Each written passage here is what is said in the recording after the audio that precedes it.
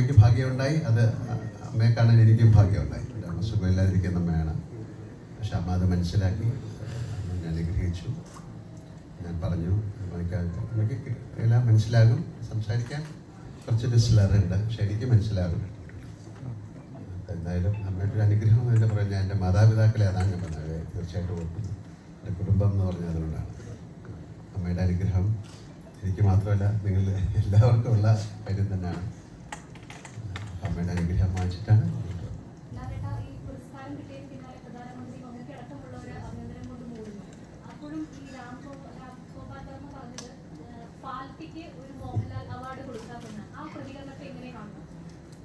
അദ്ദേഹം എപ്പോഴും വലിയ തമാശകൾ പറയുന്ന ആളല്ലേ അല്ലേ? അദ്ദേഹം അതിനെ ഏറ്റവും ഒരു ബ്ലാക്ക് ഹ്യൂമറായിട്ട് ഞാൻ അതിനെ കാണുന്നുള്ളൂ. അദ്ദേഹമായിട്ട് എനിക്ക് നല്ല സൗഹൃദമുള്ള ആളാണ്. അദ്ദേഹം ചെയ്തിരിക്കുന്ന ഒരു ഏറ്റവും വലിയൊരു സിനിമയിൽ അഭിനയിച്ച ആളാണ്. ഒരു കൾട്ട് ഫിലിമായിട്ട് മാറിയതാണ് കമ്പനി എന്നുള്ള ഫിലിം. അപ്പം അന്ന് മുതൽ അദ്ദേഹം അത്രയും ഒരു ഹ്യൂമർ, അത്രയും ഒരു ബ്ലാക്ക് ഹ്യൂമറിൻ്റെ ആളാണ്. അപ്പം എല്ലാവരും പറയുന്നത് വ്യത്യസ്തമായിട്ട് രാംഗോപാൽ വർമ്മ ചിന്തിച്ചു പറഞ്ഞു എന്ന്. അദ്ദേഹം അത് വളരെ സീരിയസ് ആയിട്ടൊന്നും ഡീൽ ചെയ്തതായിട്ട് ഞാൻ വിചാരിക്കുന്നു.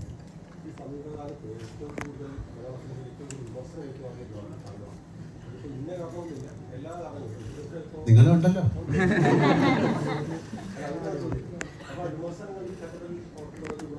അതൊക്കെ വിമർശനങ്ങളാ, ആ സമയമല്ലേ. അതൊരു ഞാൻ ഇതെല്ലാം എൻ്റെ തോളത്ത് ഏറ്റി നടക്കുന്ന ഒരാളല്ല. അത് ആ സമയം കഴിഞ്ഞു. അതിൻ്റെ എല്ലാത്തിനും അതിൻ്റെതായ ഒരു സമയമില്ലേ ദാസ.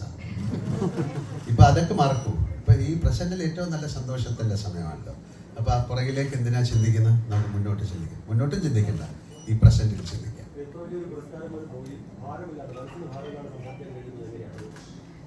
അതാണ് പറയുന്നത്. ഞാൻ ഈ നിമിഷത്തെക്കുറിച്ച് ഞാൻ ആലോചിക്കുന്നത്. ഈ നിമിഷം ഏറ്റവും മനോഹരമായിട്ട് നിങ്ങൾ ചോദിക്കുന്ന ചോദ്യങ്ങൾക്ക് ഉത്തരം പറഞ്ഞുകൊണ്ടിരിക്കുക. അല്ലാതെ പുറകിലേക്ക് നമ്മൾ എന്തിനാ ചിന്തിക്കുന്നത്? അതൊരു എല്ലാം കഴിഞ്ഞു പോയ കാര്യമാണ്. നാളെ കുറിച്ചും ചിന്തിക്കാൻ പാടില്ല. പക്ഷേ നാളെക്കുറിച്ച് ചിന്തിക്കണം. നാളെ എത്ര മണിക്കാണ് എൻ്റെ ഫ്ലൈറ്റ്? നാളെ ഞങ്ങൾ ദൃശ്യം 3 തുടങ്ങുന്ന ദിവസമായിരുന്നു. നാളെ ഞങ്ങൾ രാവിലെ തുടങ്ങും. അത് കഴിഞ്ഞ് എനിക്ക് ഉച്ചയ്ക്ക് പോകണം. എന്ത് ഡ്രസ്സ് ഇടണം, അങ്ങനെയൊക്കെയുള്ള കാര്യങ്ങളൊക്കെ അതൊക്കെ ആലോചിച്ചുകൊണ്ടിരിക്കുകയാണ്.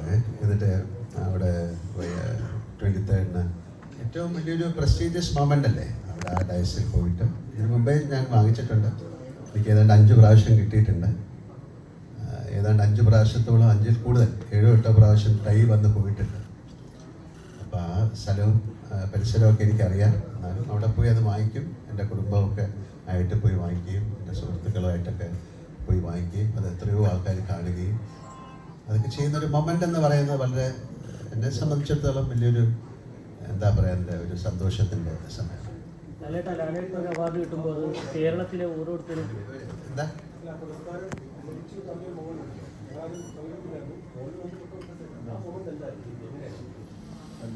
എപ്പോഴും അങ്ങനെയുള്ളൊരു കാര്യം വരുമ്പോൾ നമുക്ക് ആദ്യം അത് വിശ്വസിക്കാൻ പറ്റില്ലല്ലോ. എന്നെ പ്രൈം മിനിസ്റ്റർ ഓഫീസിൽ നിന്നാണ് വിളിക്കുന്നത്.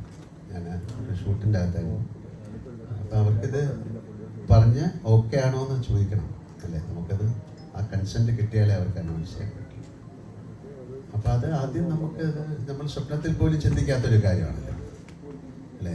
ഒരു വൈൽഡ് ഡ്രീമിൽ പോലും അല്ലേ, ഇൻസെയിൻ ഡ്രീം, നമ്മൾ കാണുന്ന ഒരു സ്വപ്നത്തിൽ പോലും ഇല്ലാത്തൊരു കാര്യം സംഭവിക്കുമ്പോൾ ഉണ്ടാകുന്നൊരു എന്താ പറയുന്നത്, അതിനൊരു ആ ഒരു മൊമെൻ്റ് എന്ന് പറയുന്നത് അങ്ങനെ നമുക്ക് നിർവചിക്കാൻ പറ്റില്ല. എന്നാലും ഒരു സത്യമാണോ അല്ലയോ എന്ന് നമ്മൾ ചിന്തിച്ചു പോകുന്നൊരു മൊമെൻ്റാണ്.